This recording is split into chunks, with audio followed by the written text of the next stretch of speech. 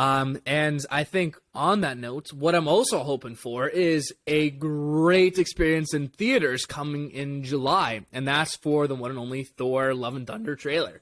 So now that we kind of had some time to actually reflect on that trailer, that was that was something. It's kind of looking back on it, it's just another kind of identity crisis is what it looked like to me. It was magical. I think it's going to be one of the most fun movies we get. I think so too. And we're also having one of the biggest, baddest villains coming into, one of the most powerful villains coming into the MCU that we didn't get an actual physical appearance of, but we did see how powerful he was, that being Gore the God Butcher. But I think for teaser purposes, that was a great setup and a great cameo of different characters, some recurring ones and also some new ones. So what was your favorite part of the trailer? I'm curious. I have mine, but I'm curious as to what yours was. I mean, I think the fan favorite is probably when Chris Pratt says, "Look into the eyes of the people that you love," and then Thor's like, like that was hilarious. But apart from that, I actually love the opening scene where we see a young Thor growing before our eyes, running across the screen in the forest. And there's actually a little hidden Easter egg there. He was wearing his comic book accurate costume, as I believe when he was in his like adolescence / younger years in that shot.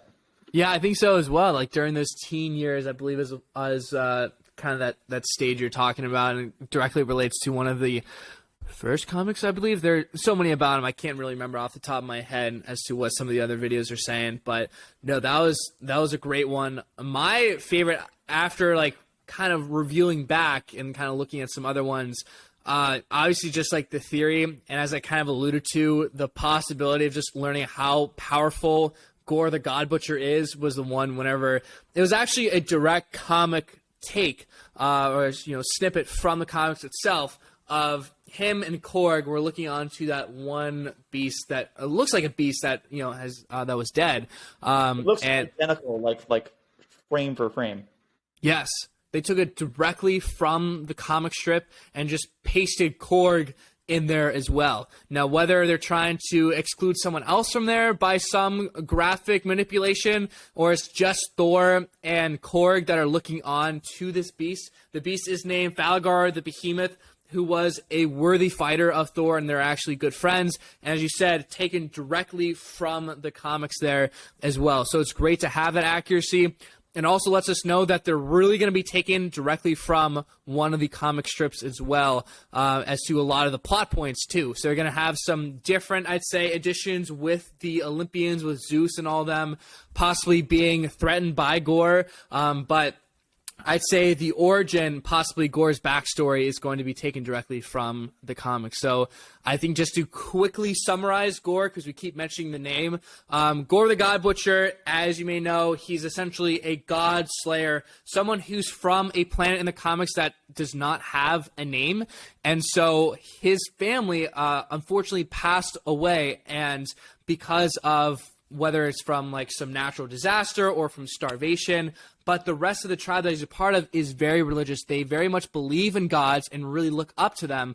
But the planet that he's on is really just not in favor. And I'd say most of the people are just usually passing away from starvation. And so Gore, after seeing his family pass away, has immense hatred towards the gods for not actually acting on anything. They keep praying, but the gods are not acting on this. And so after being banished really from his tribe, he comes across two gods that were fighting, one of them being Null, the god from the living abyss, I believe, before the universe was created. Null was one of them, and then also Null is also the god of the symbiotes as well. And then just this other, I'd say, god who has kind of the force of light. I believe it's called the Enigma. And whenever he comes across these gods, he's like, wow, they're actually real. And so he actually binds with one of the weapons that Null created, the first symbiote actually, and he kills the one other god, the one that has the kind of the good god, I should say. And then after killing the one god, he kind of gets a taste for it. He's like, I'm going out and I'm going to kill these other gods who are not acting on some of the most basic levels. And so that's kind of how he goes on his killing rampage for thousands and thousands of years. And that's kind of his backstory. And it looks like that's where it's going to be picked up as well. After centuries of killing other gods, I think Thor's going to come across some of them.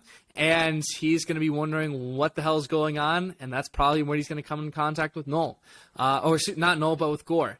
And so I'm curious, Matt, how do you think, like, based on that description, it seems that a lot of the plot points for the film, I think, are probably going to be tied to, like, his weight loss and then also the different outfits that he wears within the film as to, like, how we think it's going to unfold. So based on Gore and then also the different, like, uniforms and also, like, his weight loss, do you have, like, an idea possibly or initial hypothesis for how this plot could go for the film? I think all signs point to Thor dying. You think so? Which I hate to say out loud, but even with the first shot of the trailer of him growing before our eyes to Natalie Portman taking on the mantle as Lady Thor to us not even getting a glimpse of Gore the God Butcher in the first trailer, because I'm guessing this, even though it looks like a very fun, quirky and electric movie, I think it's going to turn dark very quickly. I think a lot of people are going to die. And I think, I'm not saying they have to kill him. I think at this point he's either going to die or they're going to retire his character, and he may like have more of like a, he may take a backseat and take more of a supporting role, kind of like how Iron Man did in Civil War. And like, because he's, I think he's the only original Avenger to now have 4 solo films, or I guess the only Avenger in all the MCU to have 4 solo films. I think you're right. Yeah, he's definitely got longevity to him, but I don't know. I think if they wanted to make Gore a really intimidating villain, the best way to demonstrate his intimidation is by having him kill Thor. I agree. I obviously hope it does not happen. I'd love to see him come back again in another movie, just knowing that, like, I really don't consider the first 2 films to have occurred, knowing that his character went on such a big change from Thor 2 to Ragnarok, especially. I feel like Ragnarok is kind of like his first film, really, to have this new personality. So with the new personality, I feel like he's worthy of another film, not only just like a second film or Endgame, Infinity War, but one in addition to that. I would love to see him in another one, but unfortunately, I do agree in the sense that I think Gore is so powerful enough that he's not going to be able to defeat him alone. In the comics, it took 3 different generations of Thor, and not 3 generations, but 3 different ages of Thor. There was like the All-Father Thor, then I believe the I think it might be Rune King Thor. I don't know if those 2 are the same thing, but different ages of Thor fought Gore, and that's how they were able to defeat him. So I don't think there's going to be the time traveling involved in this one, but I think there'll be the sense that Thor will not be able to kill Gore on his own. And in the past, as we saw, Thor is just so, like, in my opinion, the most powerful Avenger for most of the movies, really leading up to Scarlet Witch there. And so I think with that, he's going to need some help from Valkyrie, Lady Thor, and then Korg as well. And so we did see them kind of on that flying ship. There was Valkyrie and I believe Lady Thor that are going off-world, possibly to Olympus there, possibly to somewhere else to go take down Gore, knowing just how powerful he is. And I think that's pretty crazy and pretty cool, knowing the fact that Thor can't defeat him on his own. It's going to take more than one powerful Asgardian to take him down. Yeah, it's going to be epic. Yeah. And I think just in general, like, the sword that Gore has, I was doing a lot of, like, research about it today. It's called the All-Black Necrosword, the Necrosword being one that is crafted from the Living Abyss, from that dark territory before the Celestials were involved. And in the comics, Null, again, that one god that resided in the primordial darkness out there before the universe was created, he crafted the Necro Sword whenever the Celestials kind of came in and brought light into the living abyss, into that darkness. And from his shadow, he created a sword and actually decapitated one of the Celestials. And so the head of that decapitated Celestial became like his place to eventually... It became nowhere. Exactly! It became nowhere. Thor created nowhere? Or not, he didn't create it, but there are theories going around, but the strongest one is that Null created nowhere. So that mining colony, as we saw within Guardians of the Galaxy and in so many other times in What If, that is the head of the Celestial that Null decapitated. Now, whether it's actually confirmed or not quite yet, we don't know. But based on the events, knowing the symbiotes are out there, they're brought into the MCU. We have the Necro Sword that's going to be brought into the MCU. So I believe Null's out there. And so because of that, he was most likely the one that decapitated that Celestial, and was actually served as his home, like his base, to kind of refine the Necro Sword into the All Black, the one that allowed him to really craft the object, the first symbiote. And it's not what's like some of the other ones that we saw where the symbiotes are able to like kind of like go around the body. They're really just able to make an object out of something. So that is what Null had until it then, I'd say, bonded with Gore the God Butcher in the comics whenever the two gods crashed down onto that planet with no name where Gore resided there. And so after each kill, there's like a certain few facts that he's able to gain more powers. The soul of that one is now like infused within the Necro Sword. And so the more gods he kills, the more powerful he becomes, essentially, is the main takeaway from it. And that's kind of like a pretty cool backstory that I thought could possibly be tied into Nowhere. So there are a lot of things pointing towards Null possibly being introduced, but then also the symbiotes are still technically a part of, like, Sony as well. So we kind of had some, like, trademark things going on there, but otherwise a lot of connections. And I totally forgot what I was trying to lead that into. But I think just in general, it's very cool knowing that we're starting to get into some deep stuff where we're talking like celestial level things. Like the Necro Sword is very, very powerful. I'm pretty sure there's some connection to what Hela from Ragnarok was able to do. I believe she drew power from the Living Abyss to kind of create those different weapons as well. I believe so. Not 100% sure. But we're talking some things that can kill gods on the Necro Sword, with the Necro Sword, the All Black, and then being the first symbiote, and can kill Celestials too. So this thing is OP. This thing is powerful, which makes Gore all the more powerful as well. That's why I believe he's like one of the strongest, most powerful villains that we've seen. Yeah, we really hit the peak of the intergalactic scale. Like once you reach Celestials, it doesn't really get that much bigger than that. That's why I'm wondering, like, where could it go after this? Like, what do you think Thor could possibly tease into? If he doesn't die, let's go into the assumption he's not going to die.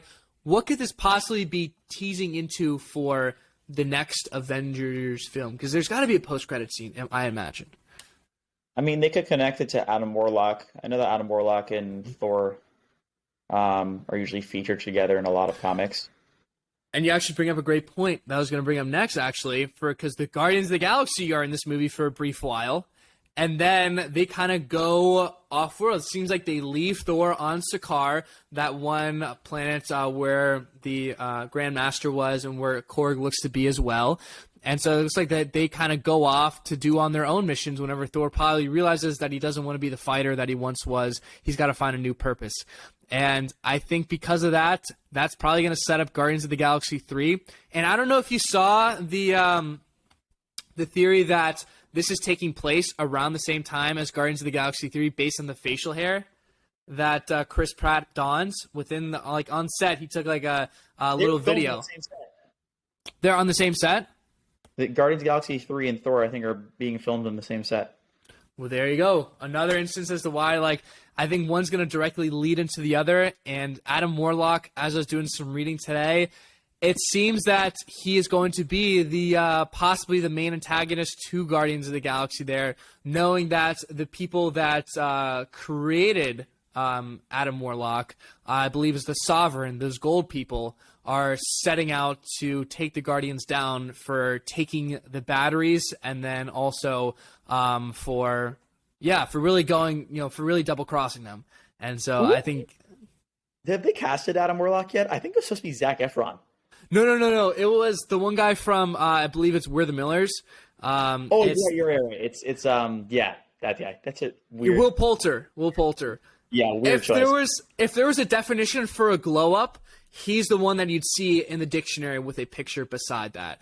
Just because of from We're the Millers, whenever he's casted at whatever age it was, being the scrawny little dork that he is, to now being the hunk of muscle that I'd imagine people are fangirling over, is like, it's incredible the work that he put into his body. And I think ideal Adam Warlock. I totally agree with the casting call, but to go back to what he said, I think I don't know what he's supposed to be like, so maybe he is the right casting choice. I'm guessing he's supposed to be the kind of like quirky and awkward and funny, which if that is the case, then he is the perfect casting choice.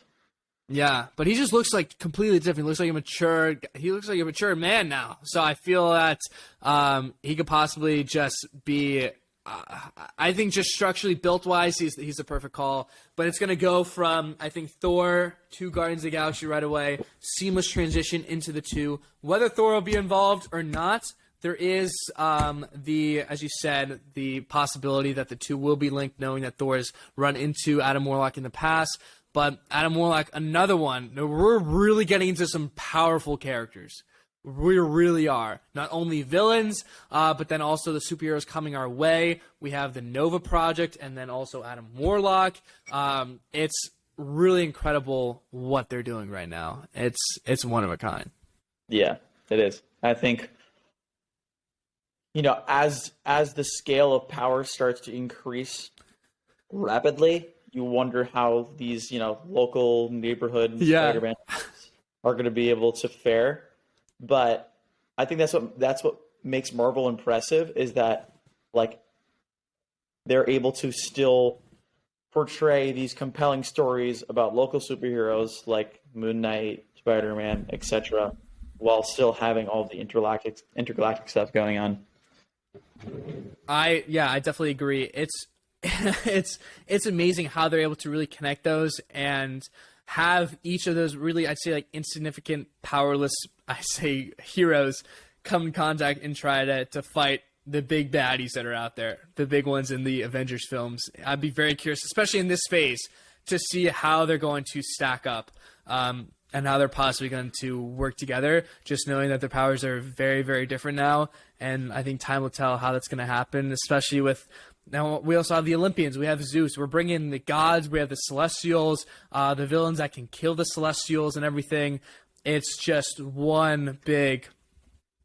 I'm lost for words, really, is what it is. I'm not really sure how to lead with that. But I think that was most of the things that happened within, I'd say, our favorite theories and, I'd say, breakdowns for parts of Thor Love and Thunder there for the first teaser, which is incredible. And again, I think a lot of parts of the teaser are just only concerning the first half of the movie, which is exceptional. Because as you said, we did not even get a taste of Christian Bale's character, Gore the God Butcher. We did get Zeus, but I think stuff is going down with the Olympians very soon, and it's only a matter of time. So I'd say before wrapping up, we did see on Earth, Lady Thor, whenever she was introduced at the very end, her wielding Mjolnir there were some black demonic creatures in the background fighting, and there are cars on the planet, so we know it's Earth. Most likely New Asgard, where either Gore himself is there battling the gods of New Asgard, whether it's Valkyrie or it's the demons that he created, those known as the Black Berserkers, were essentially an extension of the Necrosaur, where they're able to do his bidding for Gore, and possibly they're the ones setting out on Earth to take down some of those gods, whether it's Valkyrie, whether it's Lady Thor. And I think after then, those four will probably reconvene together with Korg in order to find out some of the other gods from there. But I think that was our only taste at possibly Gore or his demons there. Not really sure if the Black Berserkers is the correct pronunciation or the correct ones, but did you see that as well at the very end? There's like kind of like those symbiotic creatures with those limbs going around there. Yeah, I think that's a tenable theory, because there are multiple people saying online that was likely his minions. Yeah, and it's just all a matter of how it's going to connect. I have no idea the timeline for it. My best guess is that we have Thor is going to try to get back into shape to be the fighter that he once was. He's going to go fight with the Guardians. He's going to realize that fighting is not all great as it used to be, or he's just not with the people that he should be with. Because he doesn't really have those people, with his family being dead, and a lot of the others having moved on after Endgame. And so he needs a new purpose. So that's whenever the Guardians drop him off on Sakaar with Korg, Chris Pratt does that lovely, look into the eyes of the people that love you. And Thor realizes that it's not the Guardians. The Guardians leave. So then Thor has to do some like meditation, decides to hang up Stormbreaker, the axe there, into the planted in the ground.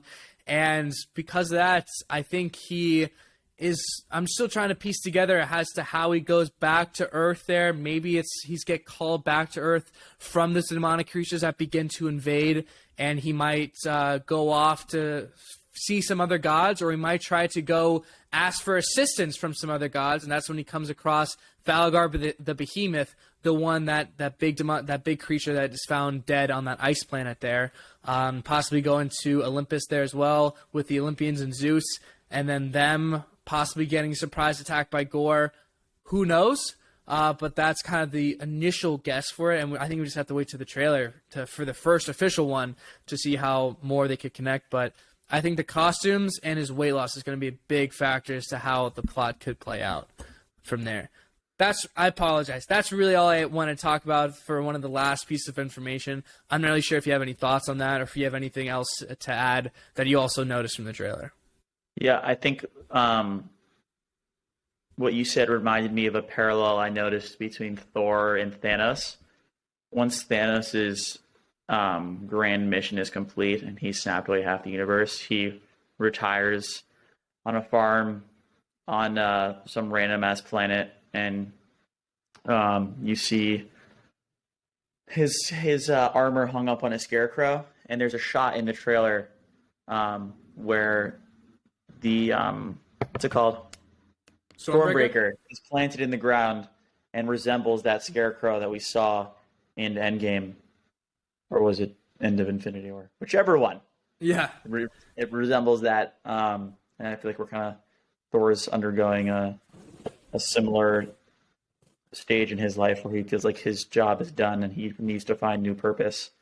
Although Thanos had kind of come to terms with the fact that his purpose in life had been fulfilled and he was content dying quietly. Yeah, it seems that I think that's a great parallel and something that I'm very happy you brought up, because I somewhat noticed the same thing and definitely had a lot of the parallels to, I believe it was the End of Infinity War there, with the Scarecrow and him kind of going to watch the sunrise on a peaceful universe or a peaceful planet. And as you said, it seems that he has to accomplish like one more thing, or his life is still not over, and he has to try to find that purpose. And I think he's going to be going on that adventure with Jane, with Valkyrie, with Korg, and any others that might go along. And it seems that Gore, with his destruction and with his god-slaying capabilities, is going to be bringing Thor back into battle there, and it's going to be what is going to force him back into things and ultimately give him that purpose. So really, Thor should be thankful that Gore is going around killing gods, is what I'm trying to get at, to give him that purpose once again. Yeah. Mm-hmm. He's and bringing him.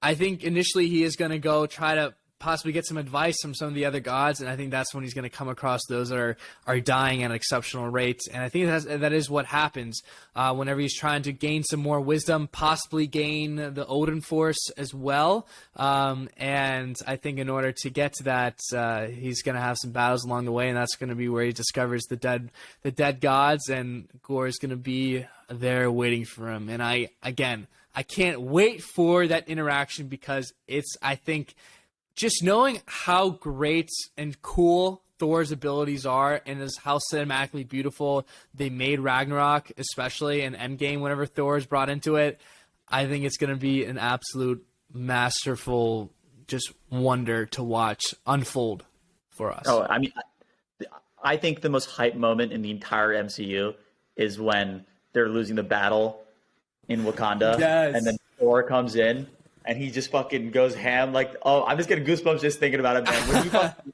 rises up and there's electricity in his eyes and he slams his Stormbreaker on the ground, I was freaking out. That was so sick. I think I was sitting right next to you. We were both losing our minds, but yeah, I gotta make a TikTok about that because I started doing like the most hype moments, and I definitely want to do that one. That's definitely in there. It's going to be coming up very soon, for sure. And I think all we can do then is just wait for some more hype moments that are coming for Moon Knight, for Doctor Strange. The theater is going to be electric. I have to be watching these movies with someone else to fully enjoy it. Like I have not watched Spider-Man No Way Home again. What'd you say? 19 people that we know we get to share 19 people. We actually have 18 so far. 19 people are going with us to the movie, which is going to be absolutely incredible. One lucky fan will be selected for the 19th. Or we will be kidnapping one lucky fan to go to watch this movie with us. We won't pay for your flight, but we'll give you a bottle of Fairlife. That's right. I will be sneaking that into the theater. And I don't think I've watched Spider-Man No Way Home again, just with the fact that whenever like Peter Parker's from Andrew Garfield, Tobey Maguire come on screen, I'm just like looking around, like waiting for someone to be cheering, and no one's cheering. That's why I can't watch it again. So I need the fans, I need the audience. So I think this is going to be another part of the experience. It really is. The fan experience is absolutely incredible, and I think with that, do we have anything else to add before we wrap up here? To wrap up this experience of a podcast? No, we timed that well. I think so. Well done. Well, thank you all very much for listening. Feel free to follow us on social media for some more condensed content as well. There's going to be some simpler breakdowns as well as some memes, whatever it might be. And then also feel free to like, subscribe, and where the hell is that bell? Oh. Ring those bells. Ring those bells. And everything. So again, thank you all very much for listening. Feel free to give us some more ideas of what you'd like us to talk about, whether it's going to be our personal lives, maybe not a best idea, or some other Marvel content we'd love to hear. And without further ado, this has been the Weekly Snap.